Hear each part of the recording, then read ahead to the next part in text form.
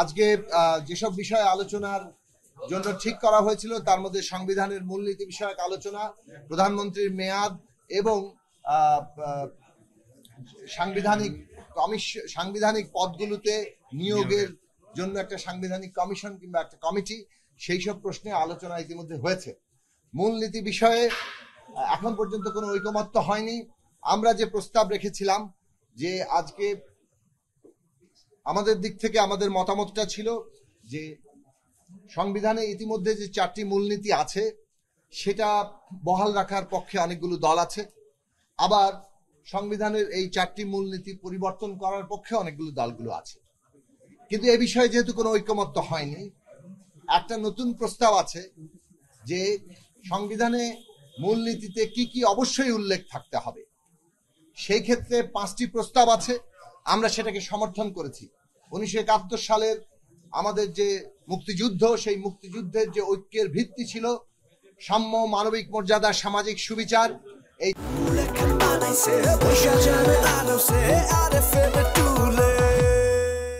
3টি প্রশ্ন, তার সাথে গণতন্ত্র এবং ধর্মীয় স্বাধীনতা, সম্প্রীতি ও পক্ষপাতহীনতা, এই 5টি বিষয় অবশ্যই মূলনীতির মধ্যে থাকতে হবে।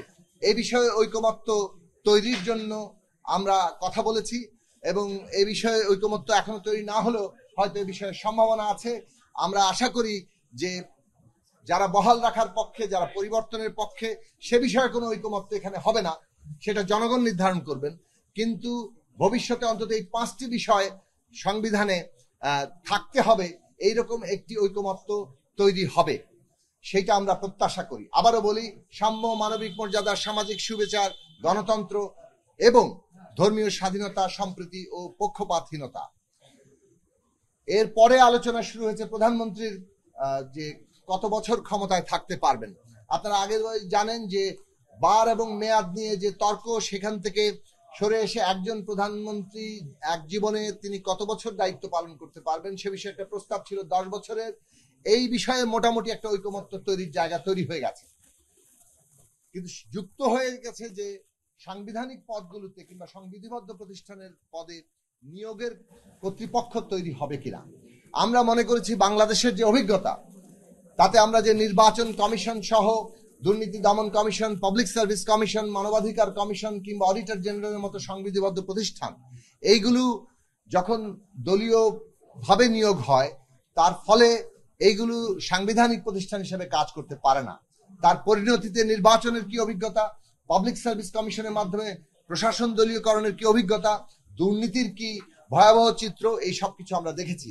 কাজে বাংলাদেশের অভিজ্ঞতার জায়গা থেকে আমাদের দীর্ঘদিনের লড়াই যে এইখানে অবশ্যই সাংবিধানিক পদগুলোতে নিয়োগের এমন একটা কর্তৃপক্ষ তৈরি করা দরকার, এমন একটা কমিটি তৈরি করা দরকার যেখানে সরকারি দল, বিরোধী দল এবং বিচার বিভাগ প্রতিনিধিত্ব থাকবে। সেই ক্ষেত্রে পরিবর্তিত যে প্রস্তাব এসছে সাংবিধানিক পদে নিয়োগের কমিটি এই নামে, অর্থাৎ এনসিসি এখন আর প্রস্তাবে নেই।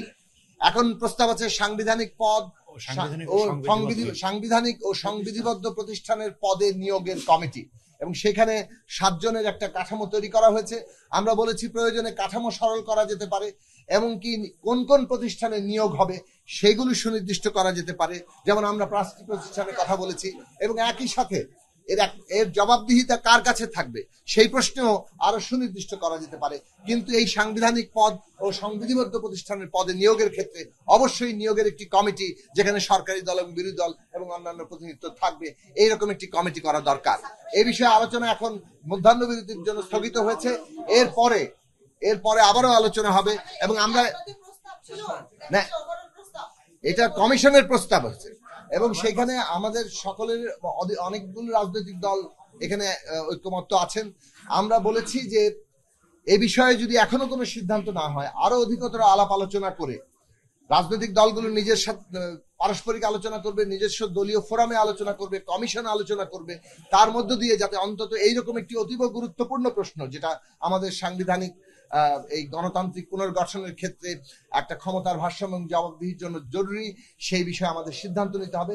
ফলে ঐকমত্যের জন্য আমাদেরকে আরো সময় নেওয়া দরকার।